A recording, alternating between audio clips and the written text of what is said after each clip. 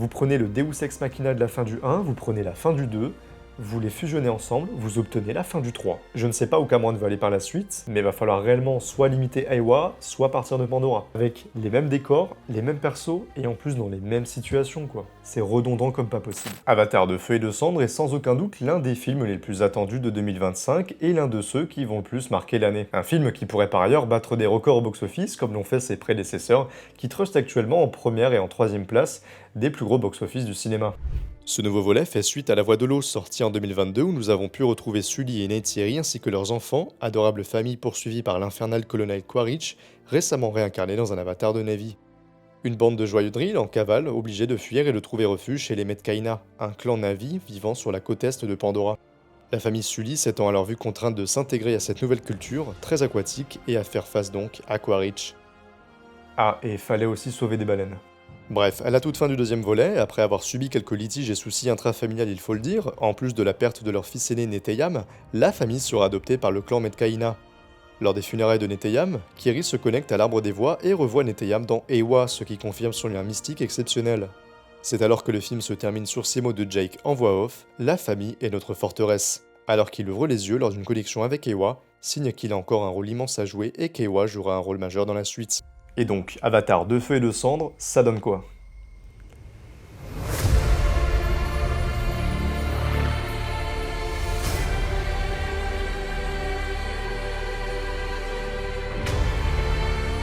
Bienvenue dans cette critique d'Avatar de feu et de cendre, ou Fire and Ash en VO, une critique avec spoiler, je dois le mentionner. Bienvenue sur la chaîne Brian Fly, je vous salue, et si vous n'êtes pas abonné, mais n'hésitez pas à le faire, enfin on n'est même pas 300 sur la chaîne, c'est dingue, non? Dans ce troisième volet, la famille de Jake et Neytiri fera à nouveau la connaissance d'un clan Na'vi différent du sien. Mais ici, il n'est pas question d'un peuple aquatique paisible, non ma bonne dame, mais plutôt d'un peuple volcanique un peu belliqueux sur les bords.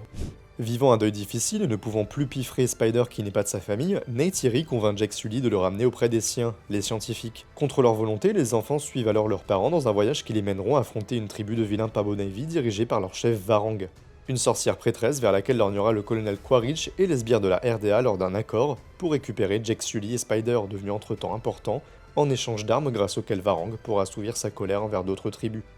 Et alors je passe beaucoup de détails parce que j'ai pas toute la journée, mais croyez-moi qu'on reparlera des Metkaina, donc la tribu de l'eau, et des baleines. Oh que oui. Globalement, Avatar de feu et de cendre est un film qui va venir traiter du deuil, de la famille et du lien avec la nature, tout en suivant le parcours de personnages meurtris, se sentant coupables ou qui ne se sentent pas à leur place. On va retrouver des thématiques camerouniennes, comme par exemple son rapport avec la nature et le respect de la nature justement, sa grande passion pour les engins mécaniques, surtout les engins aquatiques, je pense notamment à l'engin crabe qu'on avait vu dans le deuxième opus, et à la sorte de cockpit graine sous-marin. On notera également la grande place accordée aux figures féminines très fortes, comme avec les personnages de Varang, Ronald, Neytiri bien sûr, et enfin Kiri, des femmes fortes extrêmement intéressantes, qui ont vraiment un rôle à jouer, qui n'ont pas juste le statut de sexe opposé, et Cameron il a l'habitude de ça. Dans Avatar 3, les personnages féminins existent, ont leur place. Même si on reparlera de Varang. Et je vais commencer ma critique avec les qualités du film. Et malheureusement ça va aller très vite.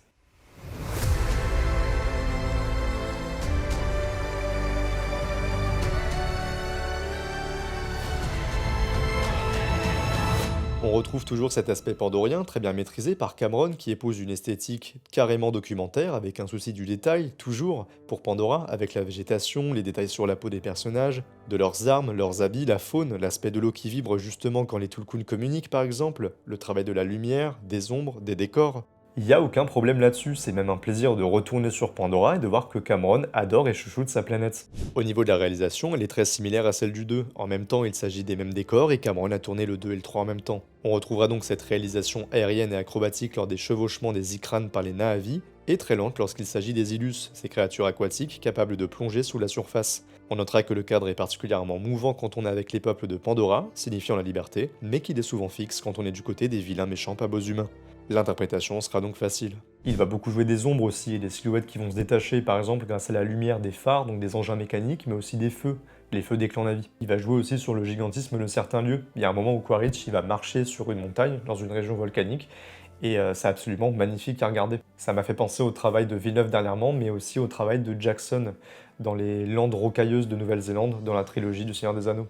Et des Hobbits accessoirement. J'en profite pour parler de la musique, qui n'est pas du tout une qualité, mais je vais la placer ici comme ça c'est fait. Pour les musiques, malheureusement, bah on repassera. La BO souligne la beauté de Pandora, mais en fait c'est la même que dans le 2. Il n'y a pas de véritable de magie ni de coup de cœur, et honnêtement, bah c'est plutôt dommage. Bon bah voilà, ça nous sert de transition, maintenant on va parler des défauts.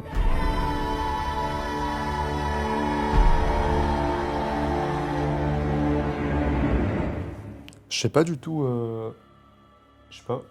Faut que j'appelle Cameron peut-être. En fait, je sais pas où il a mis l'émotion, je l'ai pas trouvé. Et dites-vous que c'est le cadet des défauts dans cet opus. Je n'ai pas du tout ressenti d'émotion. La seule fois où j'en ai un tout petit peu ressenti, c'est lorsque, attention gros spoiler, Jake s'apprête à tuer Spider. Et Spider se retourne vers lui et lui demande s'il l'aime encore.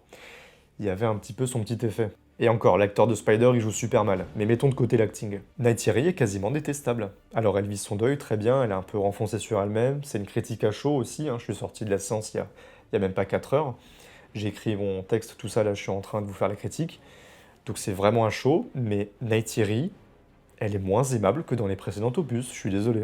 C'est une femme forte, active, qui existe en dehors de la présence des hommes, c'est louable, c'est qualitatif, mais je sais pas, il y a un truc avec Neytiri qui passe pas du tout dans ce film. La relation qu'elle a avec Jake, elle est très vite esquissée parce que bon, ils sont un peu dans leur coin, chacun de leur côté, et ils vivent des situations à part justement. Donc quand Jake se livre à la RDA lors des 2 tiers du film, et qu'il y a la séparation qui a lieu, le film essaye de te faire ressentir quelque chose, tu es censé ressentir une émotion forte, la mise en scène est faite pour. Je suis désolé, tu ressens rien, tu ressens que dalle. Et en plus, les 2 tiers de leurs précédents échanges dans le film, c'est des désaccords, c'est des conflits, pas des disputes, des conflits, c'est différent.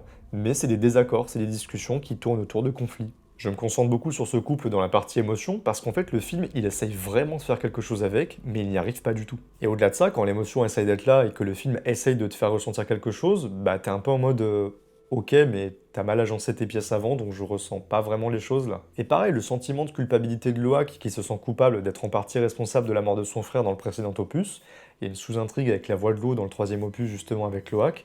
Je suis désolé, j'en ai rien à foutre. Mon attention est clairement centrée sur d'autres choses, d'autres sous-intrigues beaucoup plus intéressantes que celle-ci. Comme par exemple, pourquoi Kiri est Anakin Skywalker. Gros gâchis du peuple des cendres, mais vous n'imaginez pas à quel point on nous avait teasé la découverte d'un autre peuple, de sa culture. Pas du tout, c'est juste des sbires au service d'une prêtresse, il n'y a pas du tout de développement comme on a pu en avoir pour les Medcaïna dans le 2e opus par exemple. Tu peux en faire des antagonistes, il n'y a aucun problème, justement c'est hyper intéressant. Mais par contre, va falloir développer ton lore mon coco si tu veux qu'on s'intéresse à cette tribu. Parce que là, à part Varang, c'est juste des grands singes gris dénués de personnalité qui obéissent aveuglément à leur chef. Et ça c'est vraiment dommage. On est sur Pandora, dans un 3e opus, développe-nous cette 3e itération d'espèce de Na'vi.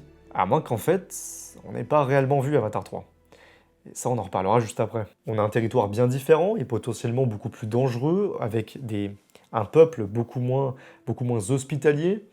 Je veux connaître leur histoire, je veux connaître leur culture, je veux connaître certains d'entre eux. Faites-en quelque chose, s'il vous plaît, bordel. C'est ce qu'on nous avait teasé, je suis désolé, mais c'est pas du tout ce qu'on a, quoi. Mais vous savez, le plus dur dans tout ça, c'est que c'est pas le gâchis number one. Varang aurait pu être l'un des points forts de ce 3e opus, mais c'est en réalité une très grosse déception. On a un semblant de lore, elle a été traumatisée étant jeune, elle a supplié Eywa d'aider son peuple à vaincre la faim, Eywa n'a pas répondu, elle en veut à Eywa, elle est devenue méchante. Ok, très bien. J'aurais voulu avoir des flashbacks d'Elgamine, vraiment vivre son traumatisme, ressentir et voir sa remise en question des traditions Na'vi, pour justement se tourner vers une autre sorte de magie, qui peut d'ailleurs peut-être, je sais pas moi, modifier la personnalité et la bonté de la personne qui la manipule. Car justement, la magie de Varang, elle nous dit 2 fois je suis le feu, mais montre-nous en fait. Ça aurait pu être la magie noire de Pandora opposée à celle d'Eywa. Et là tu tiens un truc super intéressant. Mais pas du tout. Varang, c'est juste la déesse de la drogue, comme dirait ma copine. C'est tout, ça s'arrête là. Donc le peuple des cendres est une fraude, creusé en surface et encore. Et Varang est une déception. Et les cendres du titre, on en fait quoi? Physiquement, elles ne sont pas là. Aucune cendre dans le film. Et si elles sont symboliques, et je me doute qu'elles sont symboliques dans le film, je suis désolé, mais les cendres comme conséquence, parce que c'est ça leur symbolique, hein, on a vu mieux quand même. On peut me parler de deuil et de culpabilité chez les Sully, de colère chez Varang et de vengeance chez Quaritch. Pour moi, les cendres, elles sont plus stylistiques que symboliques dans Avatar 3. On peut dire aussi que ce sont les actes de violence qui engendrent encore plus de violence, plus de colère, plus de haine et que c'est un cercle vicieux, ce qui est d'ailleurs l'un des gros propos de ce film. Pour moi, ce terme, ça fait un joli titre, rien de plus. Et ça m'énerve parce qu'on dirait que je suis un hater, alors qu'en vrai, je suis plutôt bon public. C'est rare la frustration chez moi quand je vois un film, c'est plutôt rare. Mais merde quoi, c'est Avatar 3, bordel. Pff, fait chier. Le plus gros défaut de ce film, c'est d'être la 2e partie de son prédécesseur. et d'être littéralement répétitif à souhait. On est littéralement avec les mêmes décors, les mêmes personnages, les mêmes problèmes. Faut fuir, faut échapper à Quaritch. Quaritch veut récupérer Spider, son fils. Faut sauver les baleines. C'est la même chose. La bataille finale, c'est quasiment la même que celle qui est à la fin du 2. On a l'attaque de la RDA envers les Tulkun et inversement, comme à la fin du 2. C'est la même chose. Avatar 3, c'est juste l'Avatar 2,5. C'est la deuxième partie du 2 en fait. T'as les Tulkun qui sont pris au piège par la RDA et t'as Eywa qui intervient pour les sauver grâce à la faune. Vous prenez le Deus Ex Machina de la fin du 1, vous prenez la fin du 2, vous les fusionnez ensemble, vous obtenez la fin du 3. Et ça me saoule parce que ça veut dire que Cameron il commence à tourner en rond et il se renouvelle que très peu. Et c'est pour ça aussi que ça paraît très similaire. C'est littéralement la résolution des intrigues du 2. Avec les mêmes décors, les mêmes persos, et en plus dans les mêmes situations, quoi. C'est redondant comme pas possible. C'est redondant comme pas possible. C'est redondant comme pas possible. Et preuve en est, si tout ça n'était pas assez convaincant pour dresser la similarité entre les deux, on a la même fucking scène du ship, donc du vaisseau maritime, en feu, à la fin du film. Avec des négociations pour sauver la famille de Sully d'un côté, et la tentative de récupérer Spider de l'autre. C'est littéralement comme à la fin du 2, avec les mêmes décors, les mêmes personnages, la même situation, la même mise en scène, les mêmes couleurs, le même montage. Les intrigues, les thématiques, les enjeux sont toujours les mêmes. Et justement, je pense que Cameron commence à être pris au piège. Premièrement avec ses messages, comme par exemple avec cette opposition constante entre industrialisation et nature, mais aussi avec des ressorts scénaristiques, comme avec la puissance divine d'Eywa qui sert de Deus Ex Machina. Cameron commence à tourner en boucle, et il ne peut pas s'en défaire. Tu ne peux pas déballer une bonne intrigue avec de réels enjeux quand tu peux littéralement, et quand tu as un personnage qui peut littéralement convoquer les puissances d'une planète, et invoquer la puissance de Mère Nature. C'est tout simplement impossible les gars, et il n'y a pas besoin d'être scénariste pour savoir ça. Je ne sais pas où Cameron va aller par la suite, mais il va falloir réellement soit limiter Eywa, soit partir de Pandora. Parce que là, ça va poser un gros souci. Eywa peut débarquer à n'importe quel moment pour arrêter les antagonistes. Puis Quaritch qui disparaît après un espoir de rédemption. Comme dans le 2. Mais écoutez, là c'est différent. Il hésite un tout petit peu plus. C'est la même chose. Cameron y boucle. Varang, elle s'est enfuie. Les antagonistes du 4, ce sera qui? Quaritch et Varang. Voilà. Comme dans le 3. Enfin, le 2,5. Et c'est dommage parce qu'en vrai, soit Quaritch fallait le tuer et fallait en faire l'antagoniste de la première trilogie, soit fallait vraiment le faire passer du côté vraiment du vrai antagoniste, parce que, excusez-moi, mais dans le troisième opus, plusieurs fois j'ai cru que l'un des enfants allait l'appeler Tonton Quaritch, et il fallait pas le faire hésiter comme ça à la fin.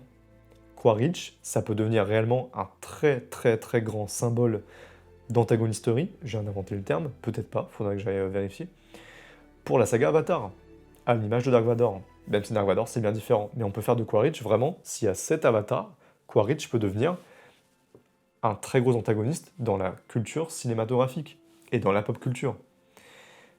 Pour l'instant, je trouve qu'il est très très mal exploité. Dans le deuxième, ça allait. Dans le troisième, vous nous ressortez la même chose avec un espoir de rédemption, mais soit on y croit trop et en fait ça se passe pas et c'est débile, soit on n'y croit pas assez. Qu'est-ce que vous faites avec ce personnage? Et qu'est-ce que vous allez faire avec Varang?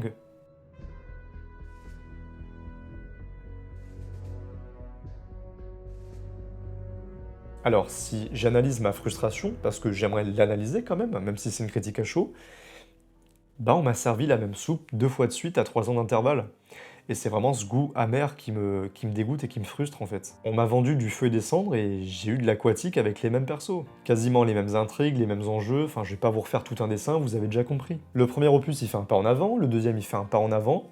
Je suis désolé mais le troisième opus, il fait même pas la moitié d'un pas. On m'a juste servi la fin du 2 avec redondance et réchauffé. Et je pense sincèrement qu'en retournant sur Pandora, en tant que spectateur, bah c'est pas vraiment ce qu'on veut en fait.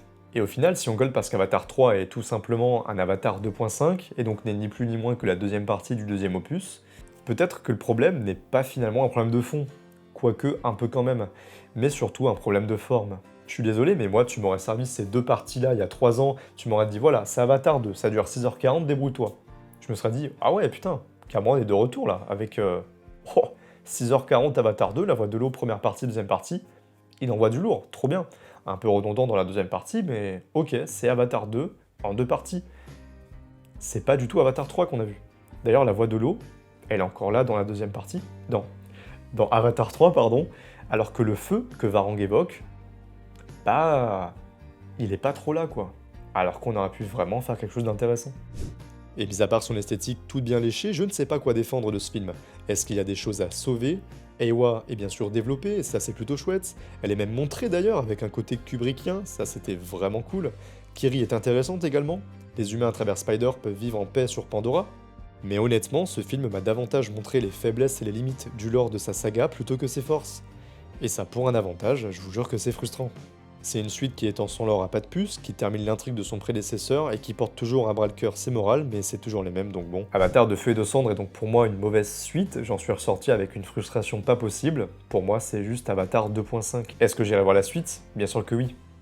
Que va devenir la famille de Jack et Neytiri Sully? J'en sais foutrement rien. Trop de choses vont pas dans ce film, je suis désolé. Et vous avez vu, j'ai rien dit sur le Taggle c'est magique par rapport au masque de Spider. Et Kiri qui invoque Ewa pour lui permettre de respirer. Parce que bon, en soi, ça passe. Parce que c'est Anakin Skywalker, donc j'ai accepté. Ah puis alors, je vous ai même pas parlé du dernier plan, avec ce gros dézoom dégueulasse. Non, vraiment, franchement, Cameron, vraiment. J'aime pas trop donner des notes à des films, et quand je le fais, c'est pas sur 10, c'est pas sur 20, parce que je trouve ça débile de noter des films sur 10 et sur 20. Donc je le fais sur 5. Si vous voulez que je donne une note à Avatar de Feu et de Cendre, je vais me trouver sévère. Et vraiment, je m'en veux, hein. Moi ça me saoule de pas trop aimer le film, hein. Mais je lui donnerais un 2 sur 5. Pour moi, il a même pas la moyenne. Et vraiment, ça m'énerve d'ailleurs de noter Avatar 3 2 sur 5. Je suis vraiment déçu de ce film, mais bon, que voulez-vous que je vous dise? Je vais pas m'éterniser dessus, c'est une critique à chaud, je vais laisser le recul se faire. Mais pour moi, je suis désolé, Avatar de Feu et de Cendre, c'est un grand nom. Voilà. On se retrouve dans 4 ans pour Avatar 3, Avatar 4, pardon. Si cette vidéo vous a plu, n'hésitez pas à liker et à vous abonner. On est vraiment très peu sur cette chaîne et ça me fait un peu mal. Voilà, on parle de photographie, de cinéma, d'art, de voyage aussi. Donc n'hésitez pas, si jamais le contenu peut vous plaire, il y a la cloche en bas. Comment ils disent là les youtubeurs? Il y a la cloche en bas, vous pouvez vous abonner également. Et d'habitude on fait ça avec le sourire. Mais bon, malheureusement aujourd'hui, c'est l'exception. Prenez soin de vous et de vos proches, allez au cinéma pour aller voir Avatar si vous voulez, faites des photos. C'était Brian Fly, la bise.